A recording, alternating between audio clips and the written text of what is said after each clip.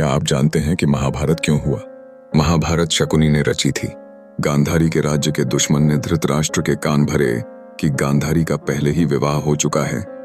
इससे गुस्सा हुए और उन्होंने सैनिकों को भेजकर गांधारी के राज्य पर हमला कर दिया। गंधार राज्य के राजा ने शकुनी को जिंदा रखा और उसका एक पैर तोड़ दिया ताकि वह गुरु वंश से बदला लेने की बात न भूले। शकुनी ने अपने पिताजी की हड्डियों से पासे बनाए और जुआ का खेल खेला, जिससे कौरवों और पांडवों के बीच युद्ध हुआ। शकुनी की योजना कामयाब हो गई। उन्होंने गुरुवंश को आपस में ही लड़वाकर खत्म कर दिया। महाभारत एक ऐसा महाकाव्य जो न केवल भारतीय साहित्य का अद्भुत उदाहरण है, बल्कि यह युद्ध, धर्म और परिवार के जटिल संबंधों की छवि भी प्रस्तुत करता है। यह कथा हमें शकुनी की चालाकियों और दुश्मनी की जड़ों की गहराई में ले जाती है। गांधारी का विवाह धृतराष्ट्र से हुआ, लेकिन शकुनी ने यह कहकर माहौल को बिगाड़ दिया कि गांधारी का पहले ही विवाह हो चुका था। यही वह चिंगारी थी जिसने धर्मराज धृतराष्ट्र के मन में बैर को जन्म दिया। धृतराष्ट्र, जो खुद अपने अंधेपन से ग्रसित थे, इस सूचना पर भड़क गए और अपने स्वाभिमान की रक्षा के लिए सैनिकों को गांधारी के राज्य पर भेज दिया। शकुनी, जो कि गंधार राज्य का कर्ता धर्ता था, इस हमले को अपनी योजना का एक भाग मानता था।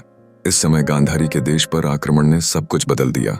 गंधार राज्य के राजा ने शकुनी को जिंदा रखा, लेकिन उसने डर से नहीं बल्कि प्रतिशोध की आग में जलते हुए उसे एक पैर तोड़ दिया। शकुनी, जो प्रतिशोध की ज्वाला में जल रहा था, अपने पिताजी की हड्डियों से पासे बनाने लगा। यह उसकी योजना का एक महत्वपूर्ण मोड़ था। उसने जुआ खेल के माध्यम से कौरवों और पांडवों के बीच दुश्मनी का बीज बो दिया। यह खेल दरअसल न केवल एक मनोरंजन का साधन था, बल्कि यह धीरे धीरे बड़े युद्ध का कारण बनकर उभरा।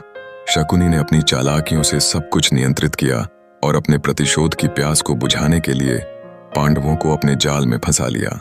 यह महाभारत का युद्ध केवल दो परिवारों के बीच का टकराव नहीं था, बल्कि यह धर्म, न्याय और नैतिकता के सिद्धांतों की परीक्षा भी बन गया।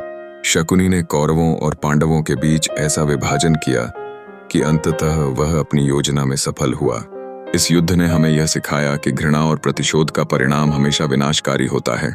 महाभारत के पीछे की कहानी हमें याद दिलाती है कि युद्ध केवल एक खेल नहीं होता, बल्कि यह जीवन के मूल्यों और नैतिकताओं की परख करने का एक कठिन समय होता है।